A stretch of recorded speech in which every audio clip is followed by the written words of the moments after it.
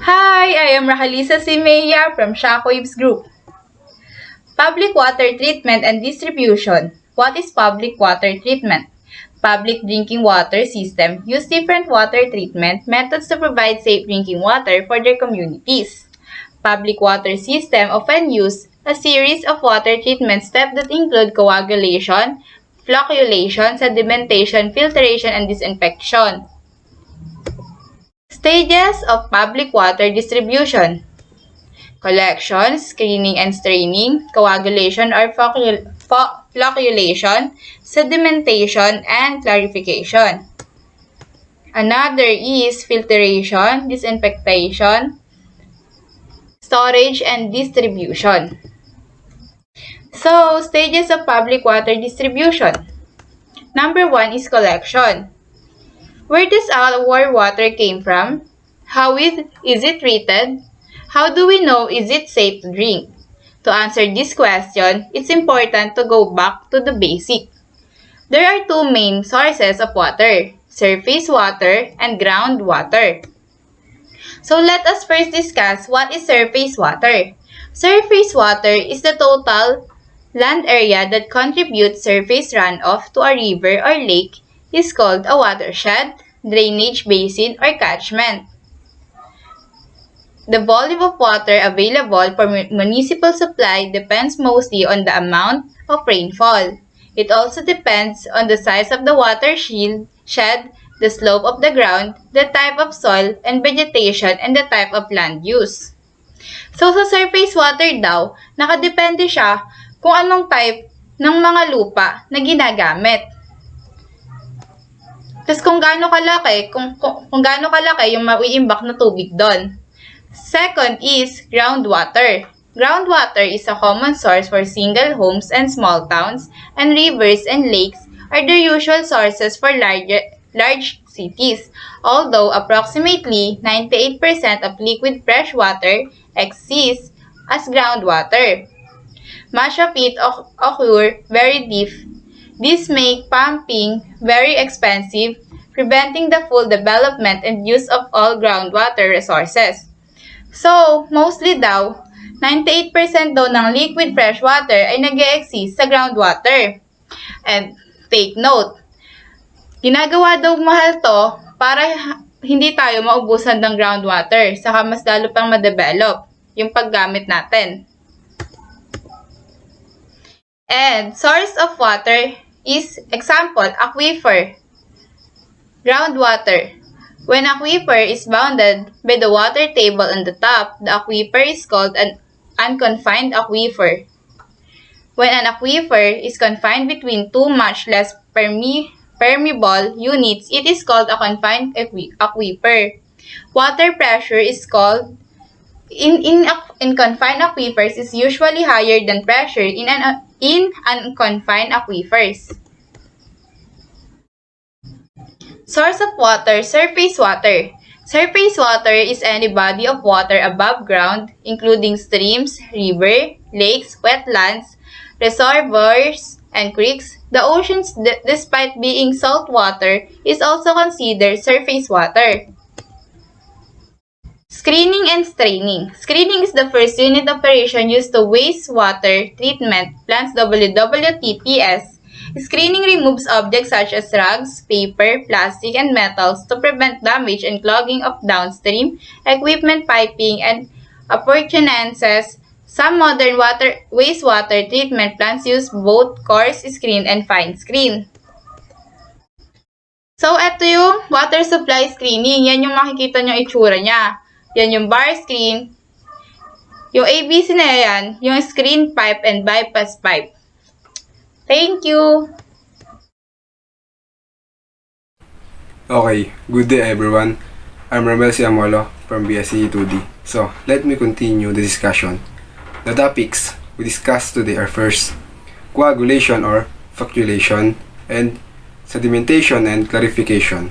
Coagulation is the destabilization of colloidal particles achieved by the expansion of a substance reagent called as coagulant. In flocculation is the agglomeration of weakened particles into microflow, and after into massive flocules, which can be settled called floc. And here are the examples of coagulation or flocculation.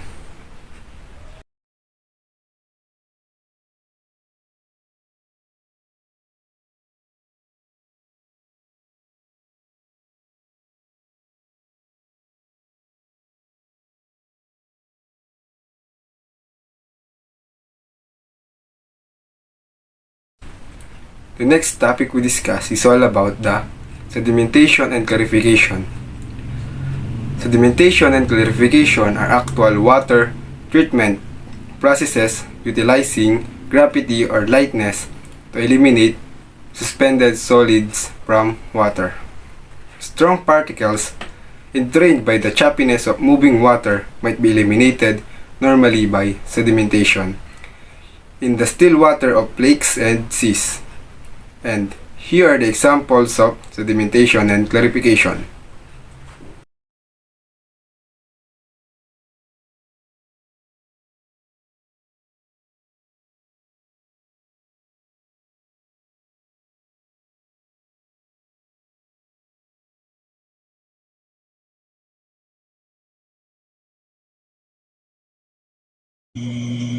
A pleasant day everyone. I'm LLOYD LAPUZ from BSCE 2D and I'll carry on the discussion. Let's start. Filtration. Clarified water enters the filters from top. Gravity pulls the water down through the filters where it is collected in a drain system at the bottom of the unit. Filtration is a separation techniques that utilizes a filter to separate solid, liquid, and gases. The filter allows the fluid to flow through but not the solid. Filtrate is the term used to describe the fluid that passes through. The filter traps the solid and allowed the fluid to pass. By using rock, sand, fine sand, charcoal, and cotton, we can create our own water filtering system. And here is an illustration of a homemade water filtering system. Disinfection. Once the water has gone through the filtration process, it is about as clear and clean as it can get. However, there may still be bacteria and viruses remaining. Chlorine is the most commonly used disinfectant in water. Okay, what is chlorination? Chlorine disinfection is a defendable and successful method of eradicating a wide variety of harmful organisms.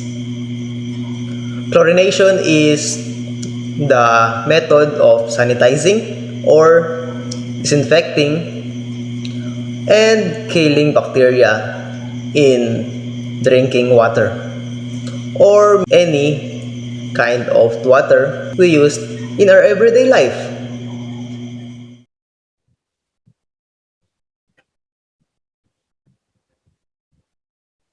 Hello po.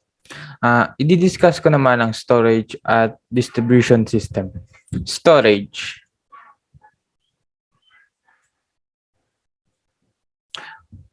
Once the disinfection process is complete, the water is stored. Storage usually takes place in an underground storage tank called a clear well. and also in elevated storage tanks that are visible around town. There must always be sample supply of water available in the event emergencies. This can include power outage, fire, floods, etc. Ang sinasabi dito is once na ma-filter or masala ang tubig at ito ay nalinis na, ito ay mapupunta sa storage or ang tinatawag na water tank. Isa pa ay meron din storage tank na nasa underground. Ito ay ang tinatawag na clear well. Dito mapupunta ang tubig after ng tinatawag na treatment plant papunta sa storage tank. These are example of storage tank. Ito ang makita natin sa mga bayan-bayan natin na makita natin na naka-elevate. Dito naman tayo sa distribution. Distribution. So how does the water come out of your kitchen tap?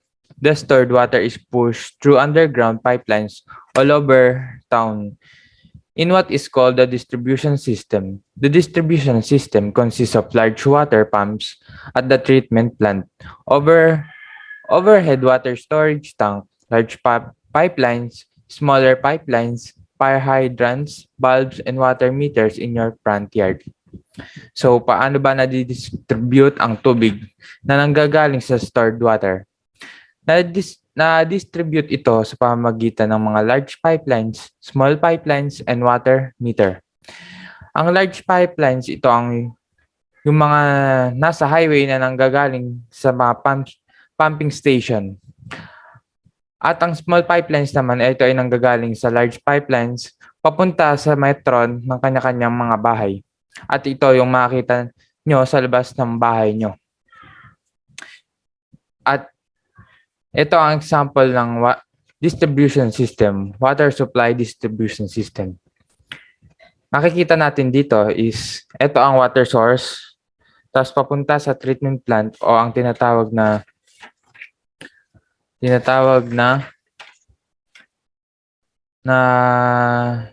treatment plant. Sasalain dito ang tubig papunta dito sa storage tank.